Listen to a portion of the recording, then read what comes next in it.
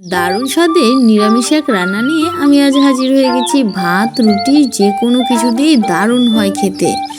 ঘরে থাকা সামান্য সবজি দিয়ে কিন্তু বানিয়ে নিচ্ছি। প্রথমে কোয়াশ আর আলুটা সামান্য ভাপিয়ে নেব। ছোলা কচুটা সাথে দিয়ে দিলে কিন্তু অনেকটাই নরম হয়ে যাবে, তাই আগে আলু আর কোয়াশটা ভাপিয়ে নিচ্ছি। তারপর কিছুক্ষণ ভাপানো হয়ে গেলেই দিয়ে দেবো ছোলা কচুটা।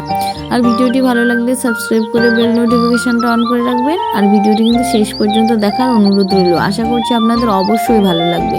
আর আমি কিন্তু গ্রামাঞ্চলে খুব পুরনো রান্না আপনাদের সামনে খুব সহজভাবে তুলে ধরার চেষ্টা করি। আপনারা কিন্তু পাশে থাকবেন। তারপর দেখুন সবজিটা আমার সেদ্ধ হয়ে গেছে। এদিকে কিছু সয়াবিনকে আমি সেদ্ধ করে নিয়েছি, এতে সয়াবিনটা খুব নরম হয়ে যায়। তারপর তেল গরম করে দিয়ে দিলাম ওতে সয়াবিন, সাথে দিয়ে দিলাম নুন আর সামান্য হলুদ দিয়ে সয়াবিনটা কিন্তু লালচে হওয়া পর্যন্ত নাড়িয়ে চাড়িয়ে ভেজে নিতে হবে। আর এদিকে সয়াবিনটা ভাজতে ভাজতে আমি কিছুটা মশলাও বেটে নিয়েছি। দেখুন মশলাতে ছিল কিন্তু জিরে, ধনে আর আদা, কাঁচা লঙ্কা সব কিছু একসাথে বেটে নিয়েছি। আর ওদিকে বাটতে বাটতে আমার এদিকে কিন্তু সয়াবিনটাও লালচে করে ভাজা হয়ে গেছে। সয়াবিনটা নামিয়ে নিয়েছি। কড়াতে পরিমাণ মতো তেল দিয়ে দেবো। খুব বেশি তেল দেওয়ার দরকার নেই, তো পরিমাণ মতো একটু তেল দিয়ে দেবেন। কিছু তেজপাতা আর পাঁচফোড়ন দিয়ে ভাপিয়ে রাখা সবজিটা ওতে দিয়ে দেব।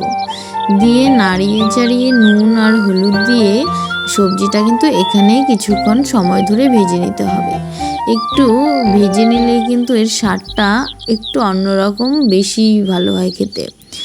একটু সময় ধরে ভাজার চেষ্টা করবেন, হালকা আছে। কিছুক্ষণ ভেজে নিয়েছি, দেখুন ভেজে নিয়ে দিয়ে দেবো ওখানে মশলাটা দিয়ে আরও কিছুক্ষণ সময় ধরে কষাতে কষাতে ওতে দিয়ে দেবো সয়াবিনটা দিয়ে নাড়িয়ে চাড়িয়ে একটু ভাজা ভাজা হয়ে যাবে মশলাটা, তখনই দিয়ে দেবো কিন্তু পরিমাণ মতো ঝোল। খুব বেশি ঝোল দিলে অবশ্যই ভালো লাগবে না, একটু গামাখাও ঝোল দেওয়ার চেষ্টা করবেন। নিরামিষ তরকারি একটু মাখো মাখো হলেই ভালো লাগে কিন্তু খেতে।